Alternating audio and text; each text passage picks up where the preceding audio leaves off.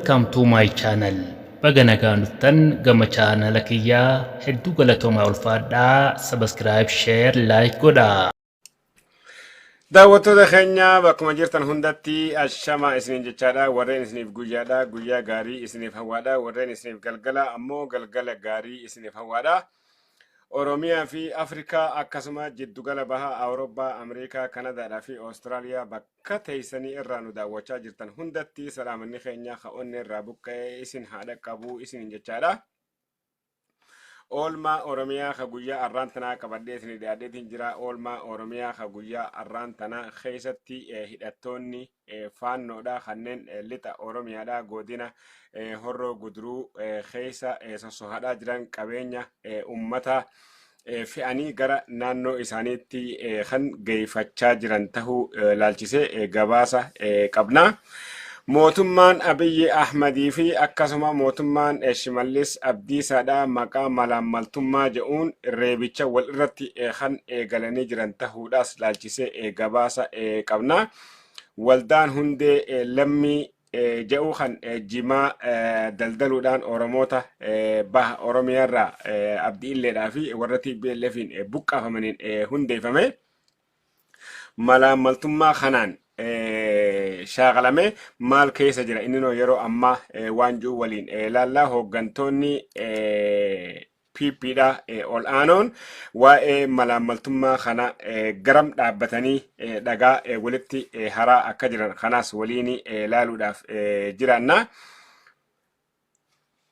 Kabajaan waggaa 500ffaadha haaromsa sirna gadaa Oromoodhaa jedhamuudhaan kan beekamu bara 1822tti sirni gadaa madda walaabuutti haaromee ture.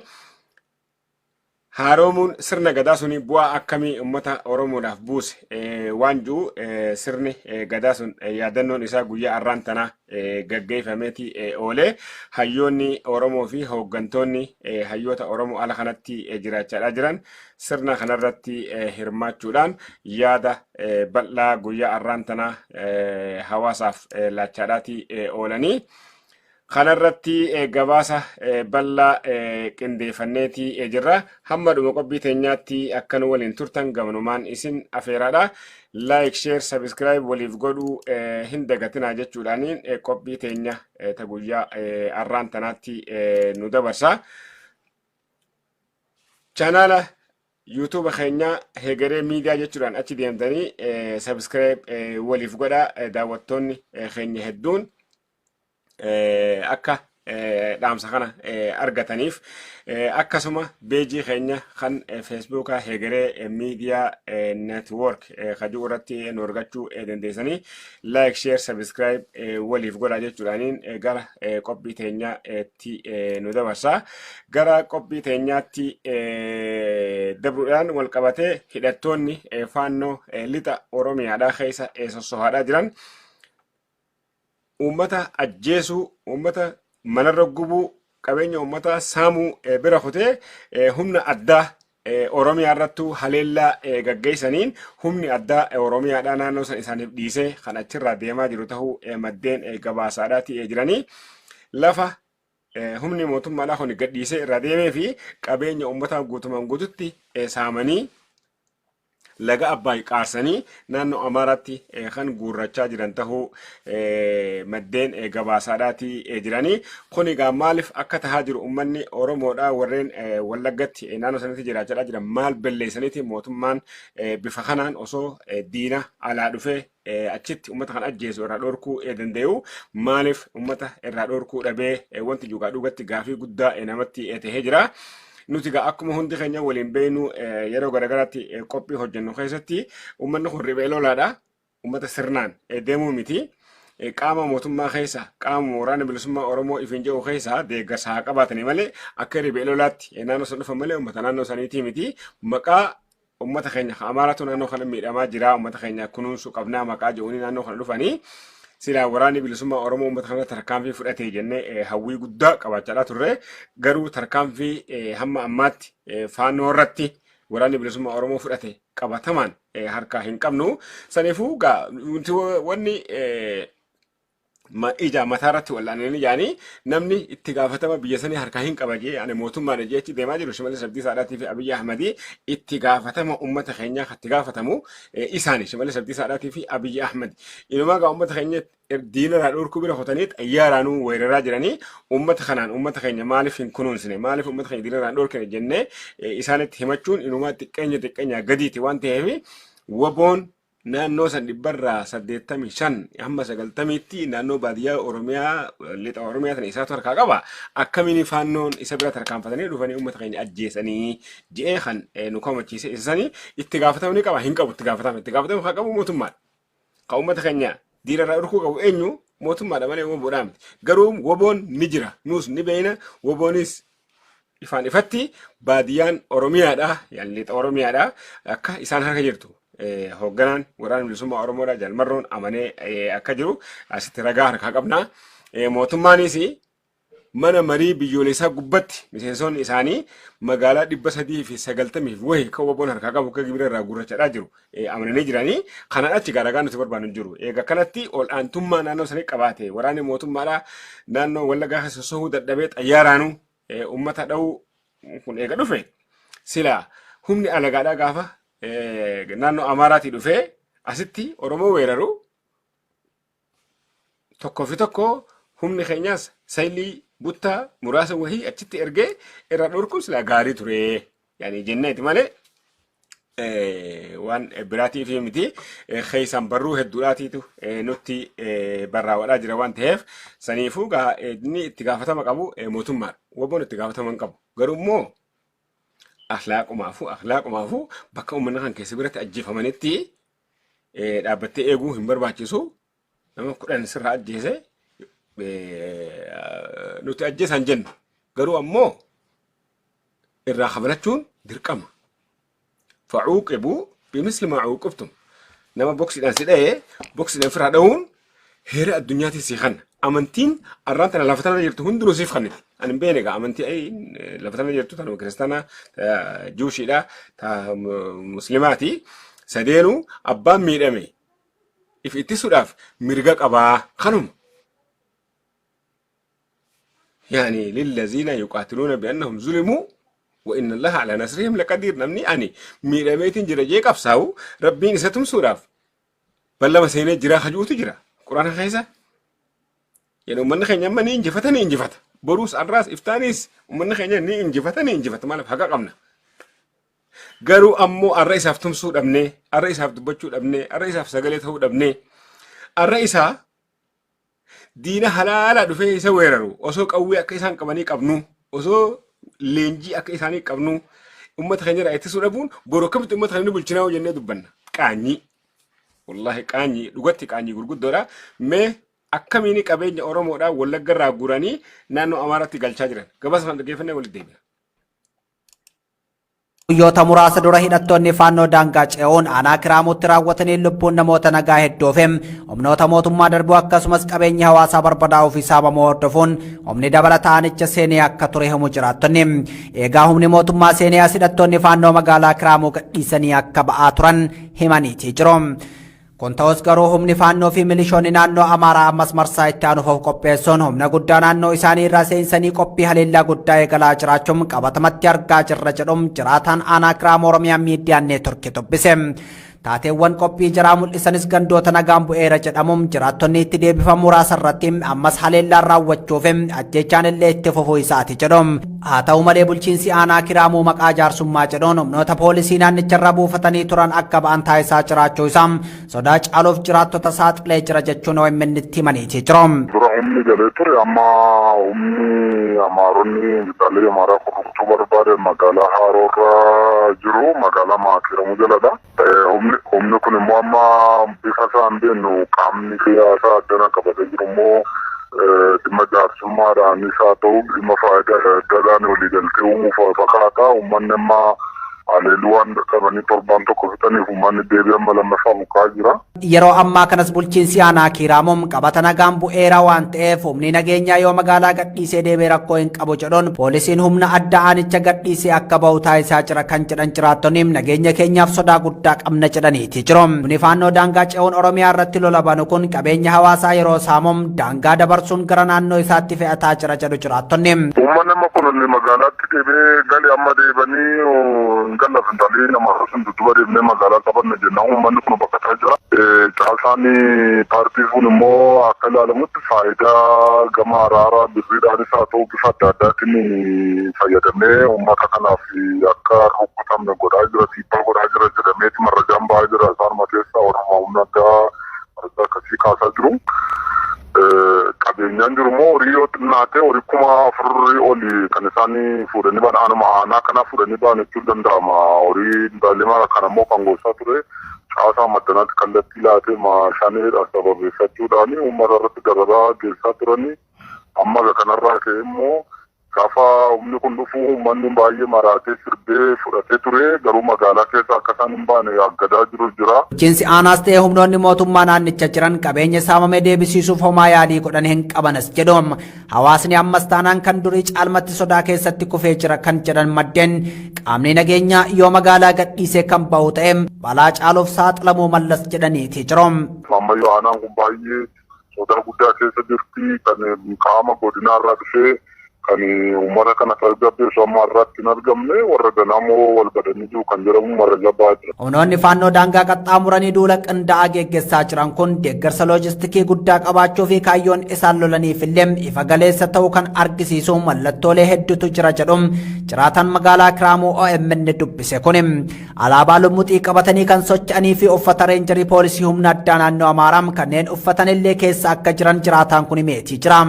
Alaabaa baatan qabu alaabaa duuba sabaatti baatanii dhufanii yoo xinnaate nama 4,000 oli kan magaalaa Haaroo buufatee jiru handiidha. Magaalaan suni ganda lama qabdi isheerra buufatanii jiru. Namni hidhatee jiru naannoo magaalaa Maskililii sadiirraadha kan isaan achiin galanii uummata kana rukkutaa aanaa ganda 18 qabdu bulchiisa magaalaa isaa 4 qabdu keessa bulchaan aanaa kana kan inni bulchu magaalaa Madduwaa ishuma aanaa irraa kan darbe kaan Amaaraa matana qabatee jiru. Mootummaan naannoo Oromiyaas ta'ee qaamoleen Oromoo fi Oromiyaaf qabsa'an hunduu duula qindaa'aa babal'ifannaa lafaa giddu galeeffachuun ilmaan Oromoo duguugaa jiru kanam dhaabsisuuf gahee isaanii akka bahuu qaban jiraattonni himaniitii jiru. Dhimma kana irratti bulchaa aanaa Kiiramuum dubbisuuf irra deddeebinee yaaliin taasifne milkoofne. Daawwattoota keenya gamma gabaasa OMN qophaa'e waliin dhaggeeffanneeti jirra. Gabaasa kana keessatti qabeenyi uummata naannoo sanarraa qabeenyi horiin 4,000 ol fe'amee naannoo Amaaraatti geeffamu xiqqeenya kana oligaa hafeen jiru yeroo jaarraa 21 keessatti Oromoon dammaqina olaanaa qabu sadarkaa Afrikaa bahaatti Oromoon tokkummaan isaatii fi humni inni qabu murteessaa ta'ee bakka jiru kanatti humni Amaaraa Oromoo irratti bobbahee mana irra gubee isaan mana yaasee qabeenya isaanii guurratee gaafa Gondarii fi Goojjaamitti guurratu xiqqeenya kana olii hin hafne. Wanni nuti waraana bilisummaa Oromoo yookaan Jaalmarroo hoogganaa naannoo sanatti sossohaadhaa jiru komannuu fi ummata Oromootiif naatu dhaabbatee karaan nagayaa kuni ummata keenya hin baasu. Karaan amma addi bilisummaa Oromoo itti sossohaa jirtuu fi karaan kaafaa'oon sossohaa jiran kun ummata Oromoodhaa hin baasu. Uummanni Oromoodhaa qawweedhaanii gabroome saniifuu qawweedhaan bilisa bahuu qabaa jedhee waraana fudhatee bosonatti galee mootummaa waraanuu eegalee uummanni Oromoodhaa akkasitti isa deeggaree waggaa 4 guutuu uummanni Oromoodhaa kunuunsa barbaachisu isaaf kannaadhaa jira. Uummanni Oromoodhaa irraan tana waraana sadarkaa addunyaadhaatti hin jirre heermalee waan jedhan takkaa jira. Waraanni paartii siyaasaa tokko jala hin jirre addunyaa kanattuu guutuutti hin jiru. Waraanni hundinuu yookaan paartii siyaasaa jala jira yookaan mootummaa jala jira. Amma fakkiin waraanni Ameerikaadhaa mootummaa Ameerikaadhaa jala jira. Waraanni adda bilisummaa Oromoodhaa kun adda bilisummaa Oromoodhaatti hundeessee sira ajaja isarraa fudhachuu qaba. Garuu dadhabbii adda bilisummaa Oromoo qabduun wal qabatee waggaa 40 guutuu adda bilisummaa Oromoo waraanaan bu'aa takkallee waan hin buusiniif inni bu'aa buusuu hin dandayaa jee Eritiriyaadhaa cabsee Kiiniyaadhaan Yuugaandaadhaan Suudaan kibbaatiin Oromiyaa lixaa seenee achitti waraana jaaree facaatuu laggasaa wugiirraa hafte walitti qabatee duula eegalee karaa nagayaatiin araara silaa jedhamee Finfinnee irratti galame san hin fudhuu'an. Yoo Oromoon hundinuu araara kana fudhatee biyya galu ta'e ani bineensa Oromiyaa dhateen bilisomsa jedhamee dhaadate waggaa 4 guutuu kunuunsa gahaa sadarkaa addunyaatti uummanni Oromoodhaa guutuu addunyaarra jiran kunuunsa laatanii fi deeggarsa laa barbaachisu laatanii fi hidhannoo gahaa qabaatee waraana gahaa qabaatee maaliif warri karaa nagayaatiin qabsoo mootummaa irratti gaggeessaa turan qeeroo hedduu if jala bobbaasaa turanii garuu gaafa isaan Jawahar Mohammadiif Baqqalaa Garbaa faan hooggannoonni KFO'dhaa hidhatti guuraman hooggannoonni ABO'dhaa hidhaadhatti takashaman qeeroon akka jiruun Jawahar Mohammad deeggaradhaa turte karaa nagayaa guutumaan guutuu qolfamee waan jiruuf akkasuma buqqaanii bosona isaanii leenjifamanii hidhatanii jiran. Amma gaa sadarkaa dammaqoodhaa uummanni kun duraanuu ni qaba jenne hiree leenjifamuu argachuudhaa dirree saaqamtee jirtutti dhaqanii leenjifaman hidhannoo yaani akkamma waan waggaa garii waan nama qaanfachiisuu jira dhugatti yaani akka mootummaa tokkotti mootummaa jira jechuun hin danda'amu. Maaliif mootummaan irra meeshaa inni bitatee arraantan harkaa qabu hoggaanii fi ijoollee poolisii Oromiyaatii fi humna addaa Oromiyaatti meeshaa kana fe'ee deemaa woboo waraanaa jeen ijoolleen tuni nuti osoo lubbuudhaan jirru ijoollee bilisummaadhaaf qabsoofitu hin waraannuu jedhanii waan kana ol baasanii hin dubbatan. Garuu akka booji'ameetti meeshaa guutuudha wajjin woboodhatti galaadhaa jira. Kun egaa guyyaa guyyaan waraana bilisummaa Oromootti gabaasaadhaa jira. Sadarkaa addunyaadhaatti wanta kan argaminiitiitu woboo biratti dalagamaadhaa jira. Kun maaliif kaayyoon inni qabatee deemaa jiru gaarii taanaan poolisiin Oromiyaadhaa warri federaalaa ijoolleen Oromoo ta'an guutuutti itti galaadhaa jiranii meeshaa haaraa Turkiirraa, Chaayinaarraa, Iraanirraa inni bitateetu waraana kanaa wajjin deemee wobootti galaa jira. Hidhannoodhaas gahaa qaba. Sadarkaa magaalaa Finfinnee sodaachisu jala gahee jira jecha waraanni bilisummaa Oromoodha. Garuu wayita faannoon shiftaan kun amma yaani nutis akka gaariidhaatti nu gala. Amma durattis waraanni bilisummaa Oromoodhaa gaafa inni magaalaa Finfinnee dhuunfachuudhaaf imala naannoo kanaan magaalaa Finfinnee marsee ture. Qaamuma waraanni bilisummaa Oromoo kun akka magaalaa Finfinnee hin dhuunfanne barbaadu Oromoo keessa tahee kanaatiitu Wallagatti woboo hundeessee waraanni kuni milkiin inni gara Finfinneedhaatti godhaadhaa ture akka hin milkooyne godhanii waraanni kun akka duuba deebi'u godhanii ammaas sunumaatti deemaa jira. Okay, sunumaatti deemaa jira haa jennu sayiliin takka muraasni tokko buttaan tokko hajjara kana bittinneessee warra amma faannoodhaaf maqaa woboodhaa dhaawatee uffata woboodhaa uffatee mootummaa rammindaa nyaachaadhaa jaraaf harka lafa jalaatiin warra faannoodhaa neequ kun ajandaan isaanii akka woboon deemee magaalaa Finfinnee hin qabne gaafa qabate tattaaffii waggaa 40 waggaa 50 hogganoonni hafteen Taaddasaa Birruudhaa godhaadhaa turan ni fashaltii. Qabsoon teenya bilaashi lafa hafteeti ijoolleen jenereeshinii haareenii kun aangoo qabatan nuti gaafas galata dhabnaa saniifuu mucaan kun hin milkaa'in jechuun deemaa jirti fakkaatti. Garuu kun deemee uummanni keenya du'uu qabaare. Uummanni keenya Wallaggatti ajjeefamuu qabaare eenyuun faannoodhaan. Mootummaan kunoo dhaqee faannoo wajjin wal loluu dadhabee waraana isaa gurratee irra yaa'aa jira. Ati lafarratti waraana qabu ummata kan ittisuun silaa gaariidha. Silaa jenna malee wanti nuti godhuu dandeenyu hin jiru. Ammoo amma dura waraana bilisummaa Oromootu faannoo haleelee wanti jiru ammaaf gabaasni nu bira gahee hin jiru. Nuti immoo horroo guduruu keessatti faannoo haleeluun bu'aadhaa hin qabu. Egaa isaan as dhufanii haleelanii atiis muraasa tokko buta tokkochitti ergu kun dhaamsi maroodhaaf deema. Dhaamsi kun maroodhaaf deema. Dhaamsa kanaa miti dhaamsa biraatu hunda argachaadhaa jira. Dhaamsa amma duratti dabarsanii hundaa'u argattee jirta mirkaneeffannee jirra. Saniifuu buttaa yookaan sayilii muraasa tokko akka isaan dhufanii naannoo kanatti hawaasa keenya goolaa jiranitti atiis gaafa dheettachitti irraa kafalte nurraa dhaabbataa. Ati imalli garaa Finfinneetti illee siif laaffataa. Kuni gorsa. Gorsa kana fudhattee hojiitti hiikuun sirraa eegamaa jalmarra. Amma gara qophii itti aanuttiin nu dabarsaa qophii itti aanuuni haalli biyya teenya keessatti deemaa jiru akka lolli kaabaa dhaabbateen mootummaan Abiyyi Ahmadiin durfamu koree farra malaammaltummaa jettu biyya keessatti gad dhaabanii jiran.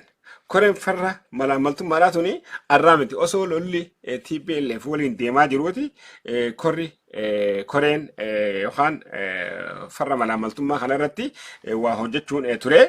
Maaliif mootummaan hoogganoonni mootummaa akka jiruun keessattuu hoogganoonni mootummaa naannoo Oromiyaadhaa nuti ka Somaalee ka Afar ka Baniishanqool ka Gambeellaa ka Maalii kana wanni nu galchin jiru hin beeknu sirra ammoo ka Oromiyaadhaa akka jirutti hundi hannarra gattaa'e akka jirutti xiqqaarra qabee hamma guddaatti hannarra malee waan biraa takka ni dhiisanii namni tokko inumaa yaa rabbi aangoo tanatti bakkumata kana qabsiisi jee namni sadarkaa rabbitti kadhatu gahee jira. Maaliif yoo aangoo takka qabate ni aangooma ni durooma ni guddata osoo waa hatuuti beeyte qabeenya uummata keenya osoo hatuuti soorama.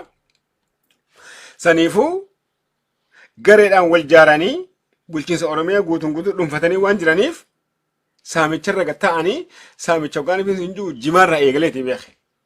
Yani immoo laal warri naannoo Amaaraa industirii yani uffata warshaaleen tolchu hundi naannoo isaanii san jira. Warshaan zeetaa achi jira. Warshaan sukaraa achi jira. Kasoo guddaati yaani industirii biyya sanii guutuun guutuu dhuunfatanii jiran. Keenya immoo asitti hoogganoonni mootummaa naannoo Oromiyaatii fi kaabineen isaaniitii fi hundinuu qabeenya jimaa qotee bulaan keenya eela meetira meeqa keessaa bishaan itti baasee itti toohee maallaqa meeqa itti baasee kanarratti asii wal fixaadhaa jiran. Simintoo ifiifuu hin jirre ta'a investoroonni biyyoota ambaa fidanii takkaa filamu uummata tanarratti asii wanna oofaadhaa jiran. Uummata kana industirii garagaraa jaarreefiti amma ganda Amaaraa yoo ta'e warshaan zeetaa torbaan lama dura banamu arra kabiraatiif banama. Warshaan sukaraa kabiraatiif banama. Warshaan huccuudhaa akkasitti banamaa jira. Amma kombolchaa yoo ta'e meeshaa Ameerikaan jirreetitu achi jira. Meeshaan achitti oomishamtee gara Ameerikaadhaatu deemti. Akka isaan itti dalagachaadhaa jiran investoroota alaa fidaadhaa industirii babal'isaadhaa hawaasa isaanii keessatti hiyyummaa miskiinummaa xiqqeessaadhaa jiran. Keenya immoo industirii uummataaf ijaaruun hin jiru. Uummanni akkamitti akka jiraatu mala dhabuufiin hin jiru. Uummatuma ifiifuu jireenya isaanii guyyaa guyyaan dhibbachaa deemu kana saamuu irratti xiyyeeffatanii jiru. Kana keessaa gogaa garee gadee gabbahee miseensi baarlamaadhaa Abiy Ahmediin ergamu yeroo garee gareetti gabbahee fuula feesbuuka isaa irratti mootummaa naannoo Oromiyaadhaa Shimallis Abdiisaadhaa qeeqaadhaa ture. Inni nuugaa yeroo garee garaatti akeekkachiisni itti kennamee namni ol naqee isa bulchu kabishaan itti kan dhabamee jira biyya Oromiyaa keessatti. Sadarkaa abbaan gadaa afran qalloo Abdulrazzaaq Hangaasaa Ibrahim assalaamu alaikum jechuun nuti duu gahee jira. Maaliif Hangaasaan irraa dhokatee biyya san keessa jiraachaa jira. Maaliif waanuma hattoota kana maqaa isaanii dhahee saaxiluudhaaf tattaafateef.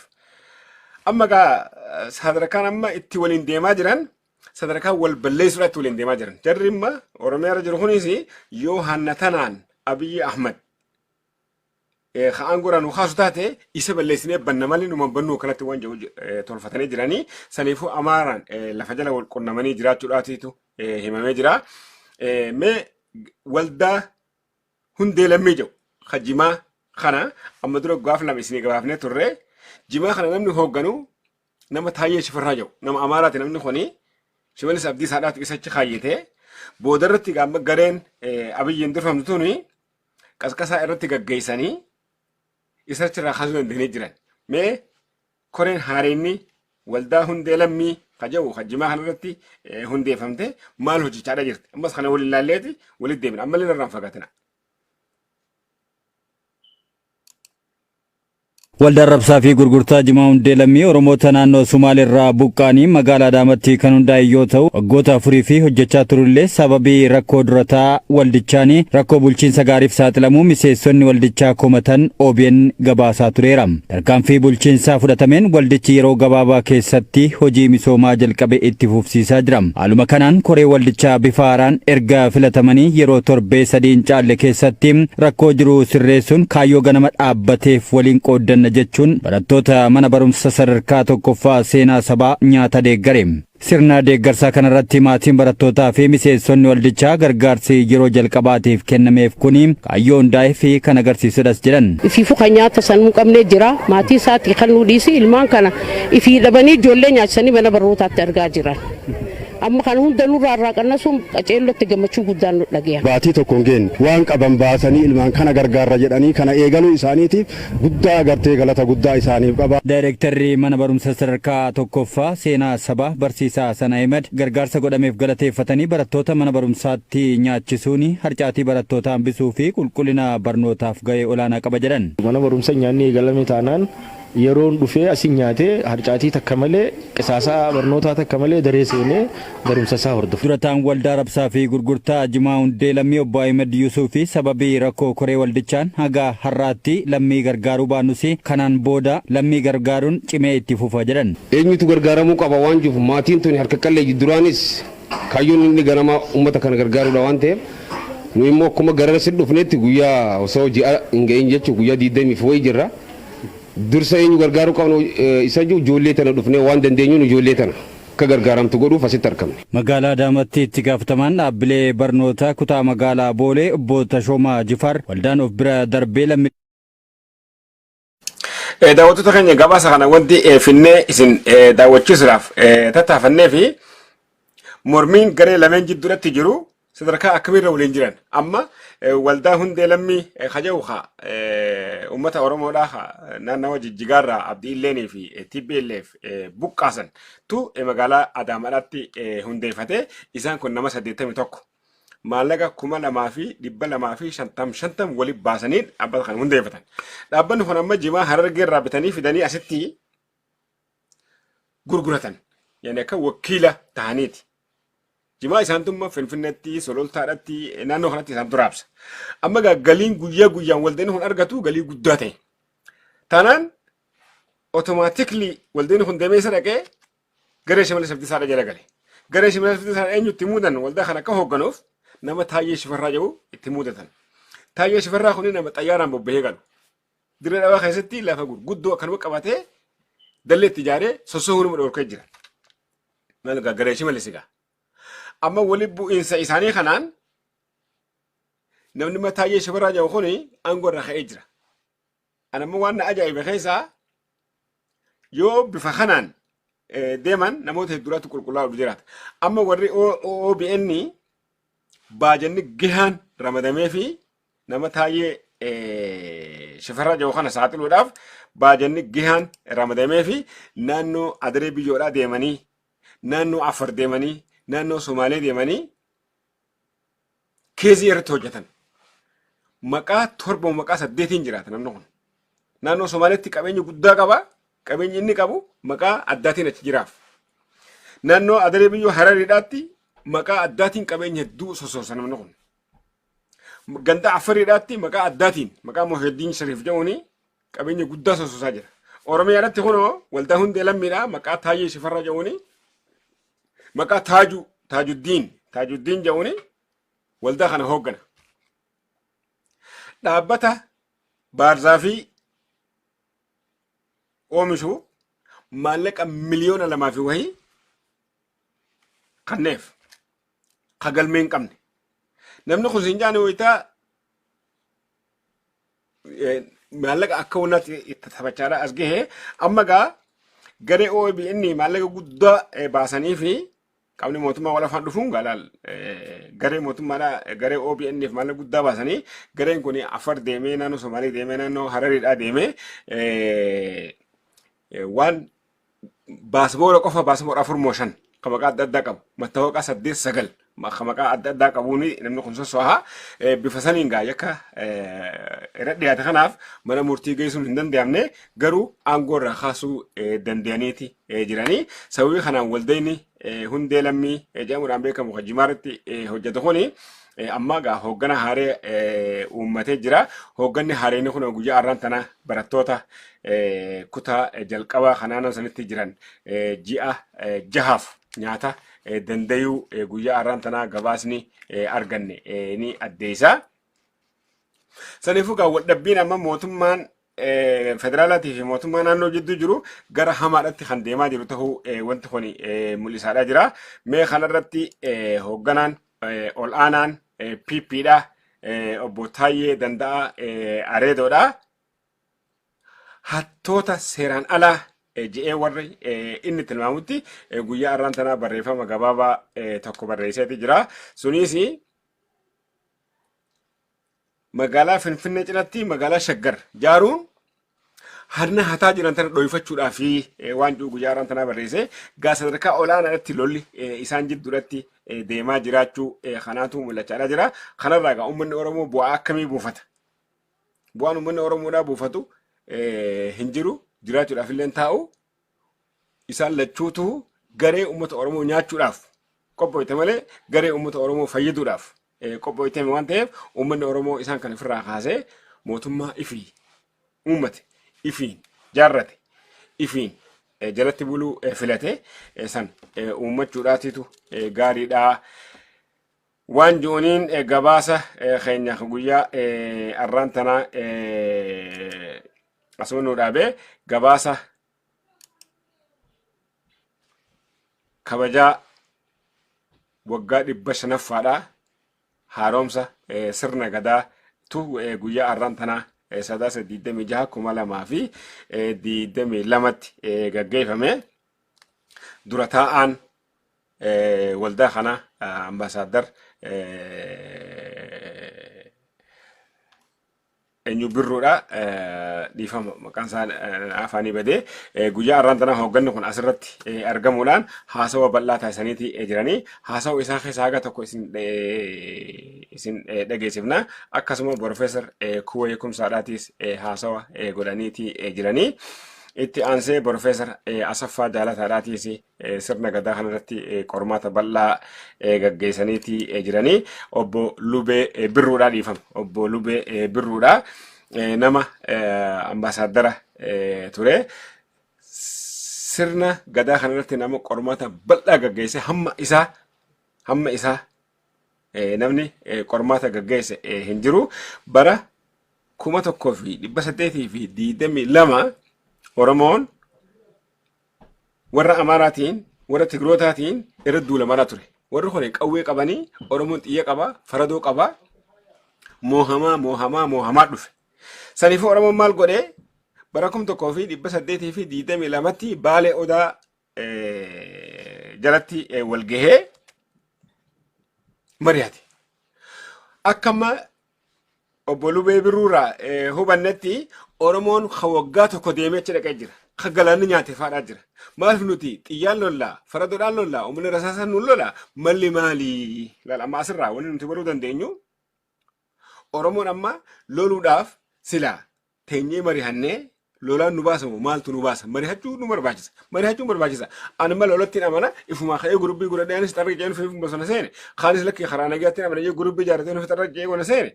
Kuni nu baasu. Akki Oromoon 1822 goote san silaa hedduu gaarii ture. Gaafa achitti Baaleetti wal gahan heera tumatan.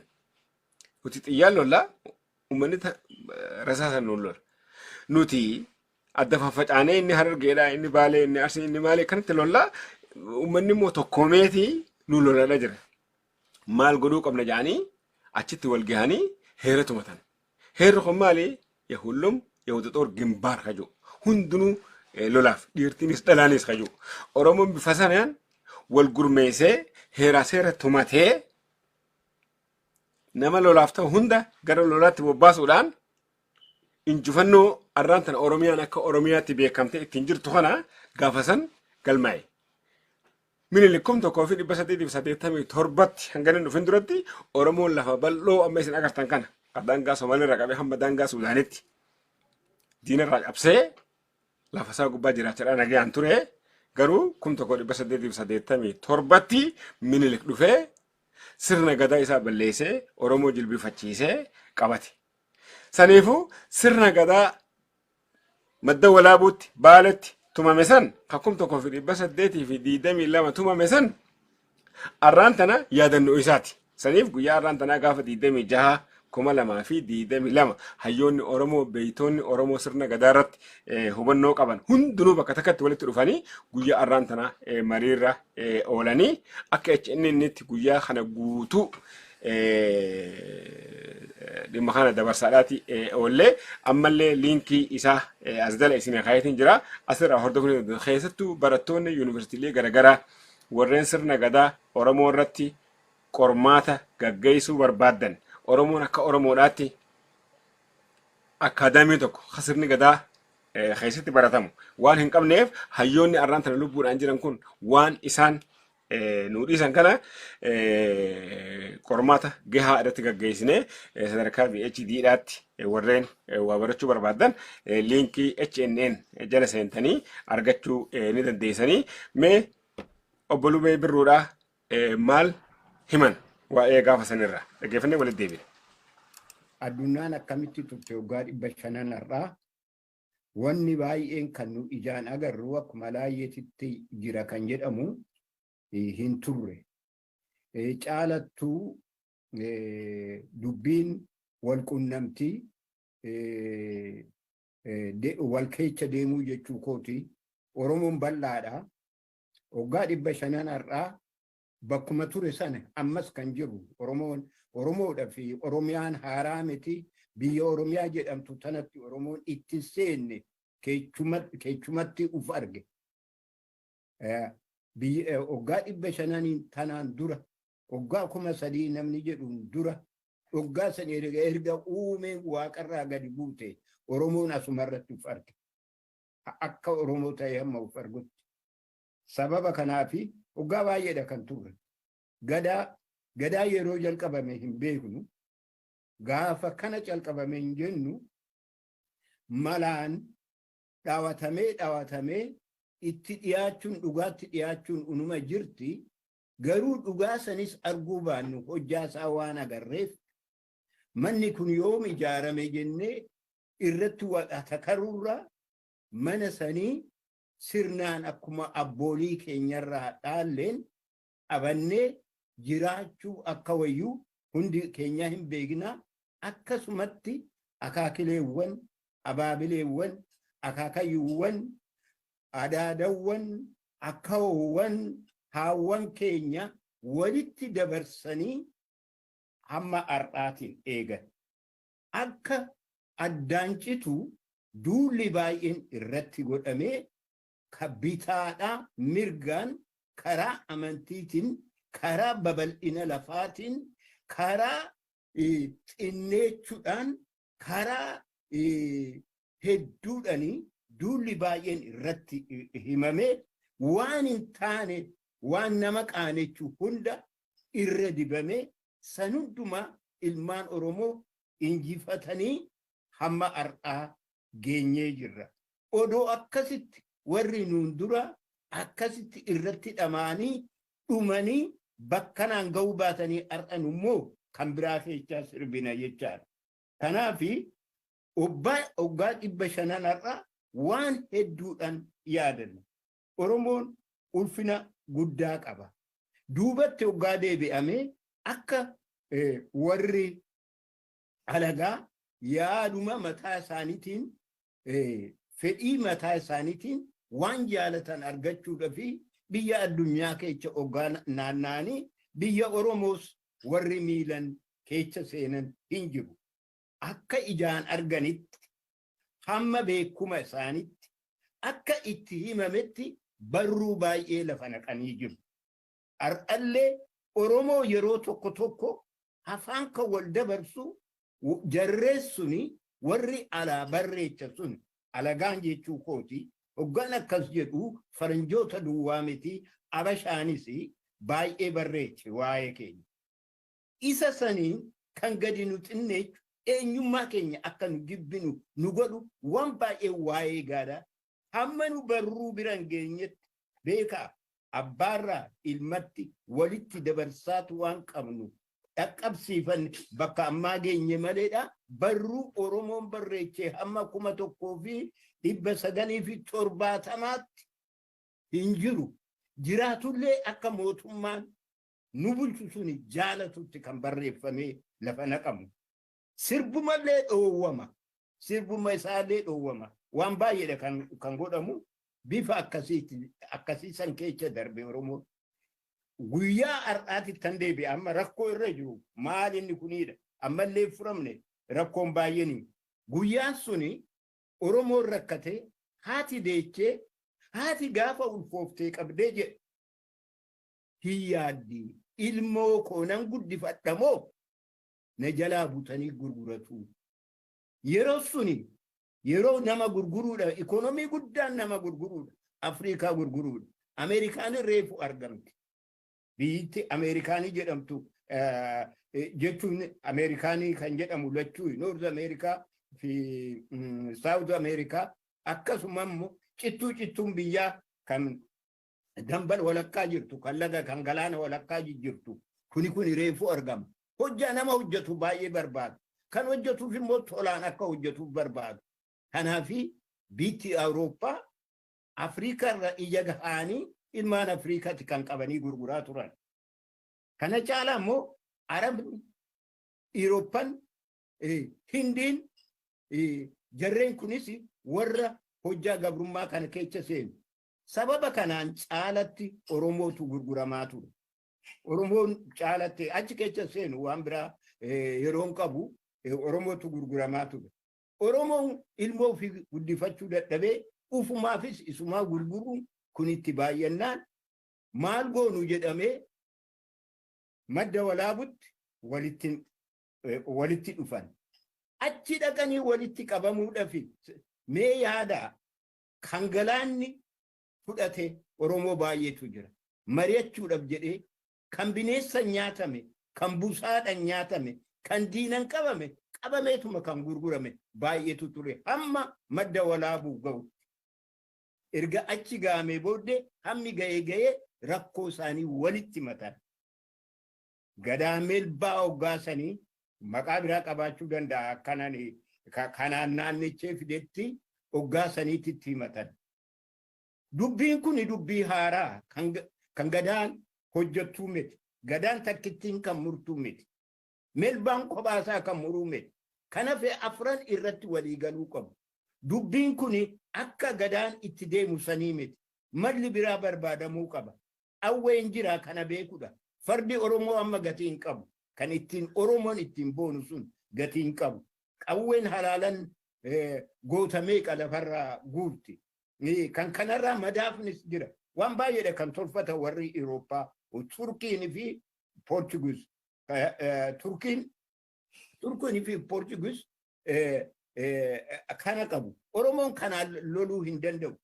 Wal mari'atan maal goonuu jedhanii wal mari'atan obboleewwan koo marii kana keessatti kan jedhanii dhiiraa dubartiidhaan akka dursan foollee dabballee itti makoo jechuu dhiibne kan humna qabu kan waggaa 16 ol ta'e tokkollee manatti nafin. Dubartiin manatti hafte kan ulfataate kan qaadhimmatte kan ganaa hin heerumin dhiirris kun duwwan manatti hafee yaa qopheechuu waan hundumaa kan hafan lolatti haa qajeelan jedhame. Kanarratti wanni guddaan tokko kan beekame maal sodaatu jarri kun dandeenye lollaa addunyaa kana hunda. Habashaa duwwaa miti, Affaar duwwaa miti, Faranjootatu jira. Dandeenye lollaa jennaan egaa harki 50 dubartoonni nu wajjin loluu qabu. Ilmoo isaanii kan manatti haftetti kan ulfataatetti kenname loluu qabu jedhame dubartoota humna edaatanii maal sodaatu jedhan kana inni raaffatinaa jedhan. Maal sodaatu jarri kun wal ta'anii maal sodaatu jennaan dubartiidhaan booji'amuu sodaatu. Seenaa jara amma nutti duulanii san keessatti. Kanaaf egaa akkas ta'ee dubartiin nuti itti qajeelaa jedhan. Dubartiin leenjifamtee rifeensa isaanii akka aadaa Oromootti kafana isaanii akka aadaa Oromootti godhatanii itti qajeelan. Portuguus giraanyi irraa hafe. 200 du'anii jiru waggaa lola giraanyi san irraa hafe 200 hafan keessa irra jiraan isaanii kun dheechee tallayyaatti galee caccabee kuni hin ajjeefame odoo warri dhiiraa dhaqee lola san walakkaatti hamma danda'u hin lolini halaaluma dubartootuma itti qajeeltu eboo qabattee wanta qabattee itti qajeelte san dheechanii raawwatanii viktiriin keenya kan mataa duraa barasanii kana warri hafan itti fufaniiru oggaa baay'eedhaaf hamma kuma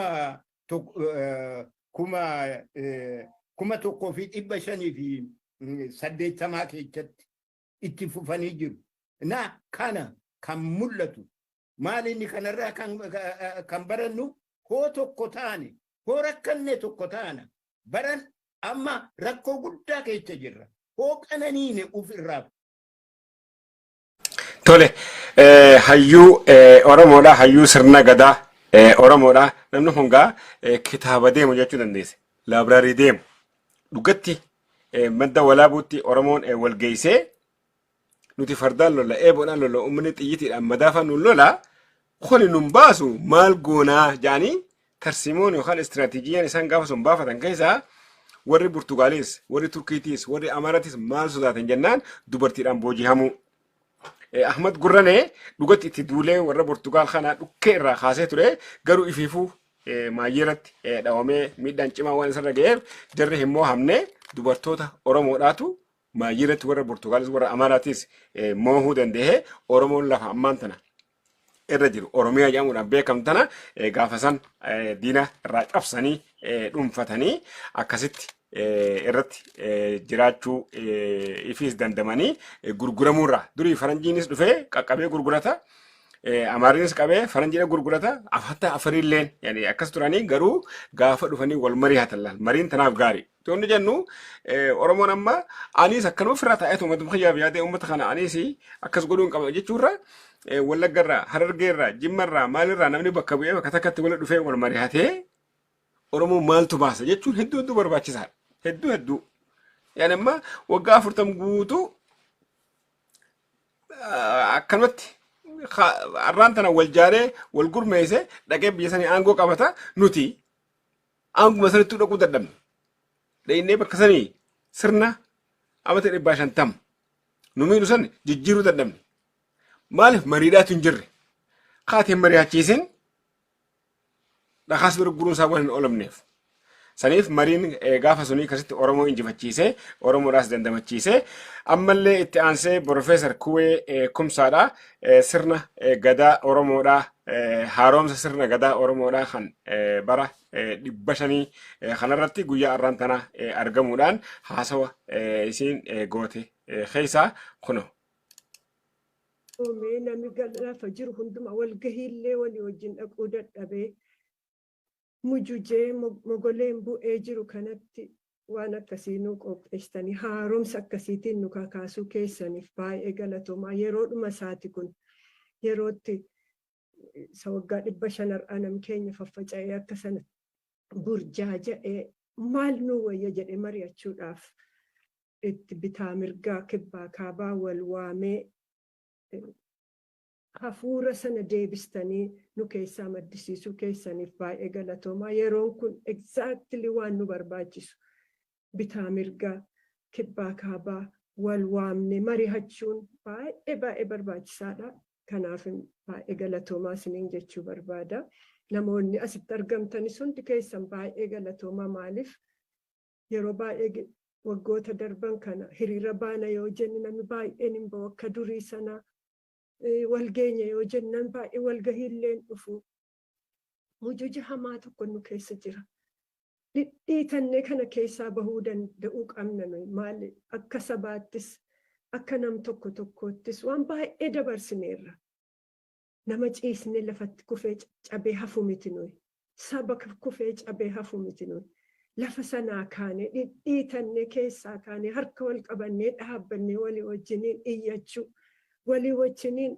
sagalee ta'uu saba keenya isa dhumaa jiru sagalee ta'uu kan nurra jiru amma yeroon isaa kanaaf galata guddaa qabdu jechuun barbaade marii jechuun immoo marii waan guddaadha yeroo san waggaa 500 karaa dheeraa deemanii baatii dheeraa deemanii kaan nyaatamanii bineensaan kaan galaanni guute nyaatee hammi hafan wal gahanii marii sana barbaacha deemanii hamma kana hundumaa deemanii yeroo dheeraa immoo mari'atan mariin sun baay'ee barbaachisaadha nullee kan nu onnachiisuun irra jiru isa mariin kun baay'ee barbaachisaadha so haa mari'annuun kun kanaa waliin mariidhaaf waliin nu gahuun keessan baay'ee waan nama boonsuudha jedheen fudhadha egaa sana keessa immoo adeemsa keessa inni isaan jabaatanii mari'atanii murteeffatanii akka nama tokkootti lafaa ka'anii dhaabbatanii diina ofirraa lolan sun adeemsa keessa laaffataa dhufte nami keenyas diina harkatti kufee haala hamaa keessa kan nuti har'a jirru. Haala sana keessatti immoo nu immoo taraa keenya ga'a jechuudha. Waggaa 500 booddee nu harri jirru warra har'a jirru maal goonu jennee mari'annee waa tokkorra gahuudhaaf wal waamuun keenya kun waanuma filmaata hin qabne waanuma ta'uun irra jirutu ta'aa jira. Sana keessatti immoo maal taanaan kana geenyeen sunis baay'ee barbaachisaadha. Maal taanaan as geenye? Maal taanaan akka kana taane? Laafinni keenya maanni? Attamitti lallaafina keenya isa kanaan nu gahee kana of keessaa balleessina? Akkamitti immoo jabina keenya irratti ijaarree jabina keenyaan waltumsina kan jedhu sun ittiin ilaaluudhaaf nu ta'a waan ta'eef mariin sun baay'ee barbaachisaadha. Egaa gadadoo kana keessaa bahuudhaaf immoo isa jaallannu isa dhagahuu jaallannu qofa miti isa dhagahuu nu jibbisiisu isa ijaan arguu jibbinu sana hundumaa burussinee irra jennee haasofne marii jechuun kana isa laafinaas isa jabinaa duwwaa faarsaa yoo jireenya keenya itti fufna ta'e bakka badiin jirtu arguu dadhabna bakka itti kufne sanarraa ka'uu dadhabna waan ta'eef madaala sana qabaachuu qabna isa jabina baay'ee nu barbaachisa ittiin mogolee walii ta'uu ittiin wal tumsuu ittiin wal jabaachuudhaaf baay'ee nu barbaachisa sana dhiisuu hin qabnu. Garuu isa laafinaa immoo isa dadhabinaa immoo badii sanarraa akka fayyinuuf akka barannuuf waan nu barbaachisuuf isas ilaallachuu qabna jechuudha kan dhiifama. Kan mata dureen naa kenname siinqee waa'ee siinqeeti. Siinqeen kun baay'een qoratamne warri qoratan anthropologistota utuu ana ta'uu baate nan gammada kan waa'ee kana haasa'u nu gidduu haadholiin siinqeetti jiraatanii siinqeedhaan lolatanii siinqeedhaan mirga argatanii injifatan baay'eetu jira nu gidduu utuu isaan ta'e baay'een gammada nami kana haasa'u. Ani haboon ittiin sana haasa'u hin qabu. Wanta xixiqqoo qorachuudhaan. Tole, Profeesar Kuwee Kumsaadha. Bara 1822 Oromoon walitti dhufee wal mari'atee sadarkaa irra Oromoon irra jiru kanaan waan nu gahanii turaniif nutis hayyoonni Oromoodha, hawaasni Oromoodha. Waggaa 500 irraa Oromoon akkamitti wal mari'atee injifate waan jiru xiinxaluudhaaf arraan tana walitti dhufuun hedduu kan isii gammachiise ta'uu Profeesar Kuwee Kumsaadha guyyaa arraan tana marii kanarratti argamuudhaan addeessiteetii jirti. Liinkii isaa guutuu hayyoonni Oromoodhaa guyyaa arraan tana Profeesar Maamad Hassan, Profeesar Asafaa Jaalataadha, Profeesaroonni garaagaraa waa'ee sirna gadaarratti Oromoon 1822 madda walaabuutti walitti dhufee mari'atee sadarkaa injifannoo yaani arra ilmi dhalaa tokko intalti dhalaa takka gurbaan dhiiraa tokko halluu danda'u hundinuu lola seenuu qaba je'ee tarsiimoo istiraatiijiyaa baafatee dubartiin qoftiin duultee diina injifachuu san mariidhaatu fide. Arraasi akkamitti duulleeti diina injifannaan nu barbaachisa. Anis mirqaaneetuma kophaa milishaa jaaladha yoon kute haanis yoo kute marii mee qaatiin mari'achiisin si dura dhaabbachuudhaatu dhufa. Kuni egaa gannaa 40 guutuu bakkuma halee irraa hirgicaa dhiinirraa hirgicaa dhiituudhaatti nu oofaadhaa jira. Gabaati haatee atiin mirqaane kun injifattee khabira siif bitamuu dhabuudhaatu dhufuudha jiraata. Saniifuu Oromoon wal malee hin qabu. Oromoon ammas mariidhatti amanaa. Namni lakki anummaan bakka sun dhaynaan Oromoon hundinuu sujuudeen na jala bulaa waan akkanaatis dhiifnee Oromoon mari'achuun barbaachisaadha. Karaa qabsootiin nu baasa. Tarsiimoo akkamiif kan fayyadamuu qabna. Amma 2018 2016 2014 akka itti wayyaanee cabsine arraa abiyyiin cabsine jechuun tarsiimoo jijjiiruu nu barbaachisa.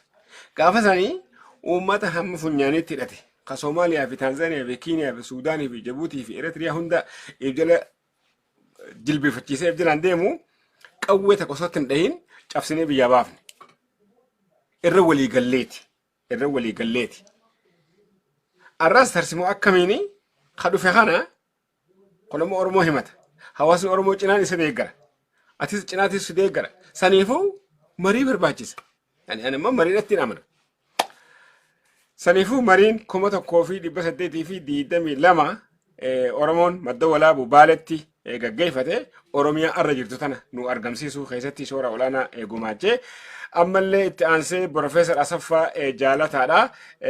Oromoon 1922 madda walaabuu Baaletti walitti dhufee mari'achuun maalirra gahe? Haasawaa keessaayis waan gabaabaa waan fudhannee qabna kan dhageeffannee walitti deebina. Arra Oromiyaa isa jennu kana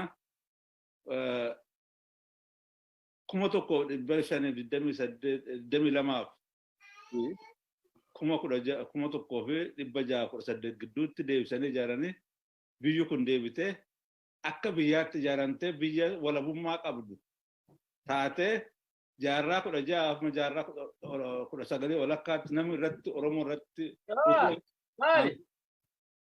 alagaan aangoon qabaatiin ummati Oromoo walabummaa qabaatee bilisummaa qabaatee biyyi isaa walabummaa qabaatee jiraachaa ture jechuudha. Egaa yeroo sana Oromoon walabummaa isaa dimokiraasii dhugaa isa walqixxummaa karaa dinagdee karaa ikonoomii yookiis karaa hawaasaa bilisummaa guddaa qabaachaa ture jechuudha. Har'a yoo gaafanne biyyi lafaa hundumtuu sirna akkasii qabaachuudhaaf wallaansoo qabaa jira. Sirna ajaa'iba garuu teessee olaatu.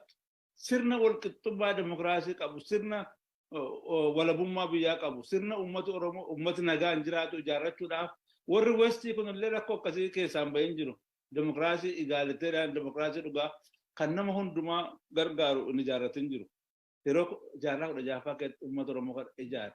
Dhugaadha teknooloojiidhaan baay'ee hin deemne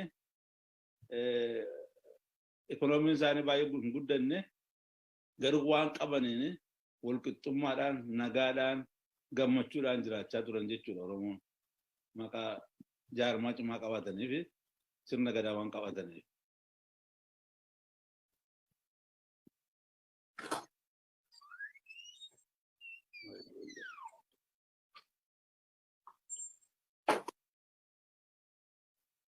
Har'a inni alaalle egaa isa duraa kana qabne har'a inni alaalle Oromiyaan akkuma beekamu koloonii jala jirti.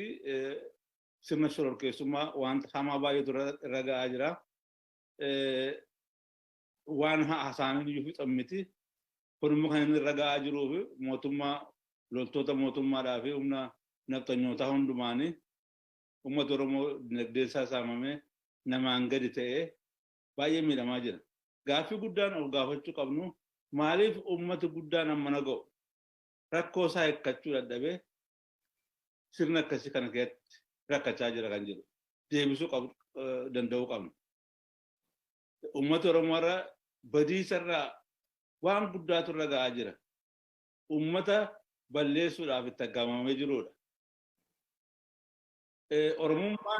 Uummati Oromummaan akka guddanneef Oromummaan dur jaarraa kudha jahaffaa tokkoffaa keessa qabaachaa. Har'a iddoo biratti caccabee uummata Oromoo baay'eedha akka tokkotti of ilaaluu dhiisee gandaan of ilaaluu keessa galee Oromoo laafee bishaan itti nammee jira. Of gaafachuu qabna.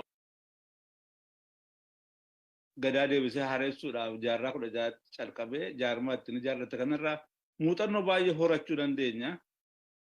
Keessumaa Oromummaan gatii inni qabu.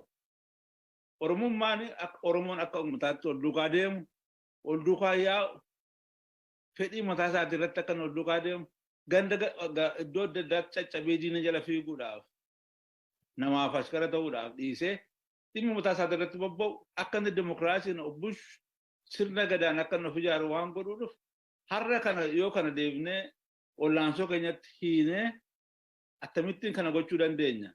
Akkamittiin uummata Oromoo hunduma hundumaa wallaansoo keessatti hirmaachisuu dandeenya. Akkamittiin reprezentaatiivii isaanii hundi isaanii iddoo tokkotti dhufanii waliin mari'atanii seera baasanii ta'anii woboodhaa fi jaarmaa tokko tokko eeguu dhiisanii akkamittiin wallaansoo keenya irratti baana kan jedhu karaa gadaa kanaan yoo karaa kana bal'ifnee ilaalle uummata kana baay'ee isaa tochoosuu dandeenya waan ta'eef muuxannoo guddaa beekumsa guddaa haaromsa gadaa 16 irraa argachuu dandeenya jechuudha. Har'a Oromoo baay'een maqaa gadaa beeku. Gadaa jedhama namni hundumtuu. Garuu gaaffiin jiru nama meeqatu waa'ee gadaa beeka. Nama beekatu waa'ee collective Oromoo identity beeka. Akka uummataatti yaadu. Nama meeqatu Oromootti lagaaf gandaaf ol yaaduu dhiisee amantiitti caccabee dhiisee akka uummataatti ol duukaa yaaduu danda'a. Kana gaaffii guddaa deebisuu qabna.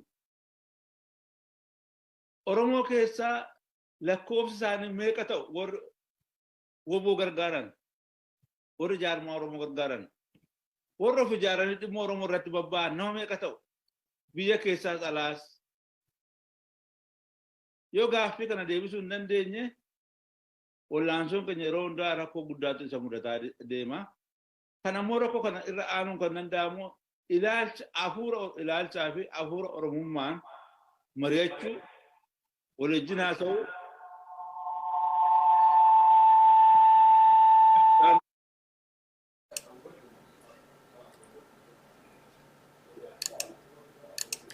tole daawwattoota keenya amma gabaasa